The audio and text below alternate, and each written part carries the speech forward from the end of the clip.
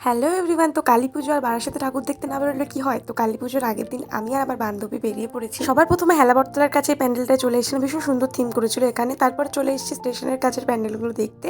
এখানে ছোটবেলার খেলাধুলোর থিম করেছিল। তারপরে এই যে লাইটিংগুলোর নিচ দিয়ে হাঁটতে হাঁটতে চলে যাচ্ছিলাম পাইনিয়ার পার্কের ওখানে। ওখানে খুব সুন্দর প্যান্ডেল করে, প্রত্যেকটা মেলাও বসে। তো এই যে এখানে চলে এসেছি, এখানের প্যান্ডেলটাও ভীষণ সুন্দর করেছিল। আগের দিন বেরিয়েছিলাম বলে ভিড় প্রায় কমই ছিল। এই যে লাইটিংগুলো দেখতে দেখতে চলে যাচ্ছি, খুব সুন্দর লাইটিং করেছিল। এই প্যান্ডেলের থিমেও বলতে গেলে লাইটিংটাই মেনই ছিল। তারপর হাঁটতে হাঁটতে একটু আইসক্রিম খেলাম দুজনে, তারপর আবার চলতে শুরু করে দিলাম। স্টেজে বাচ্চাগুলো নাচ করছিল, ভীষণ সুন্দর লাগছিল, তাই দাঁড়িয়ে কিছুক্ষণ একটু দেখে নিলাম। তারপর এখানে আগে বিদ্রোহী থিম করেছিল, তো এখানে উদ্বোধনে গেস্ট নিয়ে আসা হয়েছিল। তো এখানে একটু কিছুক্ষণ দেখে তারপরে এখান থেকে চলে আসলাম একবারে বড় মায়ের মন্দিরের কাছে। সুন্দর করেছিল এখানে বড় মায়ের মুখটা। তারপর চলে আসলাম প্রেম মন্দিরে। এখানে ভিড়টা একটু বেশিই ছিল, তো ভিতরটা খুব সুন্দর ছিল, একদম সাদার মধ্যে। আর মায়ের মূর্তিটাও বলতে গেলে খুব ইউনিক টাইপের করেছিল। তারপর একটু ফুচকা খেয়ে নিলাম, তারপর আরো কিছু প্যান্ডেল ঘুরে একেবারে আমরা চলে আসলাম এবার ঘরের দিকে। তো আজকে ভিডিওটা এতটুকুই, টাটা।